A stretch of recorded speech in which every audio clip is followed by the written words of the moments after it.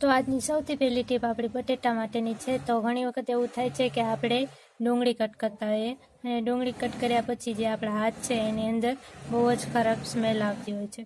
તો જે આ સ્મેલ છે એને આપણે ગાયબ કરવા માટે શું કરવાનું છે, તો આપણે સૌથી પહેલાં એક બટેટું લેવાનું છે અને એને કટ કરવાનું છે અને કટ કર્યા બાદ જે આપણું ચાકુ હોય છે ત્યાં અથવા તો આપણા હાથમાં જે સ્મેલ આવતી હોય ત્યાં આપણે જે આ બટેટું છે એને ઘસી નાખવાનું છે।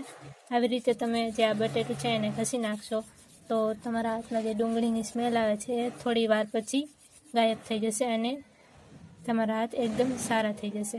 એના પછી આ બટેટું તમારે જે છે એ ફેંકવાનું નથી, એને તમે યુઝ કરી શકો છો જ્યાં પણ તમારે કરવું હોય ત્યાં। તો આની પછીની ટીપ આપણે જોઈએ અને આ ટીપ તમને કેવી લાગી મને કોમેન્ટમાં જરૂરથી જણાવજો। તો આપણા ઘરમાં જ્યારે કોકરોચ આવે છે ત્યારે કોકરોચને મારવા માટે જે પેલો ચોક હોય છે એ આપણે યુઝ કરીએ છીએ। તો એ ચોકથી જે કોકરોચ હોય છે એ તો મરી જાય છે પણ એની સાથે જે કીડીઓ હોય છે એ પણ મરી જાય છે। તો એના કરતાં આપણે શું કરવાનું છે કે એક વાટકામાં આપણે જે ઘઉંનો લોટ હોય છે એ લેવાનો છે અને એની અંદર આપણે જે લાલ મરચું હોય છે તીખું એ આપણે એની અંદર થોડુંક નાખવાનું છે અને એની સાથે આપણે એની અંદર થોડુંક હળદર નાખવાનું છે અને આ જે ત્રણેય વસ્તુ છે એને આપણે સારી રીતે મિક્સ કરી લેવાની છે। તો આ જે રેમેડી છે એને તમે તમારી ઘરની જે જગ્યા હોય છે, જે પણ જગ્યાએ જે કીડીઓ આવતી હોય છે એ જગ્યાએ તમે થોડું થોડું કરીને નાખશો તો જે કીડીઓ હોય છે ને એ મળશે પણ નહીં અને આની જે વાસ હોય છે એ સૂંઘીને ભાગી જશે।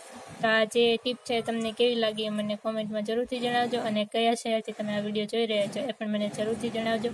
તો આની પછીની ટીપ આપણે જોઈએ। તો એના પછી આપણે અહીંયા એક એલોવેરા લેવાનું છે અને આ જે એલોવેરા છે એનો આપણે એક ટુકડો કટ કરી લેવાનો છે આવી રીતે। પછી આપણે જે બ્રશ હોય છે આવું મસ્કરાનું એ આપણે લેવાનું છે અને એની ઉપર જે આ એલોવેરા છે એને આવી રીતે લગાવી દેવાનું છે। તો આ જે એલોવેરા છે એને આપણે ક્યાં યુઝ કરવાનું છે, કઈ રીતે યુઝ કરવાનું છે એ હું તમને જણાવું।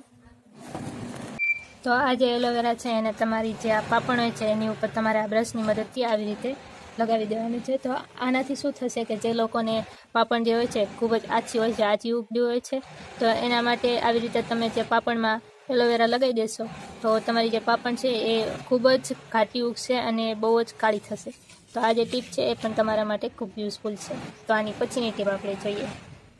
તો આપણે જ્યારે આવા સેન્ડલ ખરીદીએ છીએ ને ત્યારે ઘણી વખત એવું થાય છે કે થોડા ટાઈમ પછી જે એની પટ્ટીઓ હોય છે એ નીકળી જાય છે અથવા તો એનું જે તળિયું હોય છે એ પણ નીકળી જાય છે। તો એના માટે આપણે શું કરવાનું છે કે આપણે એક દીવો લેવાનો છે અને દીવો જે હોય છે એની ઉપર જે આ સેન્ડલ હોય છે એને આપણે આવી રીતે ફેરવવાનું છે બધી સાઈડ। આપણે બહુ પાસથી એને નથી આવી રીતે ગરમ કરવાનું, દૂરથી એને ગરમ કરવાનું છે ચપ્પલને, એના તળિયાને।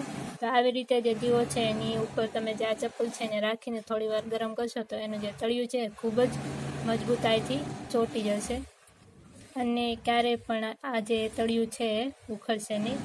તો આ જે ટીપ છે એ તમને કેવી લાગી એ મને કોમેન્ટમાં જરૂરથી જણાવજો અને વિડીયો ગમ્યો હોય તો વિડીયોને લાઈક શેર જરૂરથી કરજો અને નવા હોય તો ચેનલને સબસ્ક્રાઈબ જરૂરથી કરતા જજો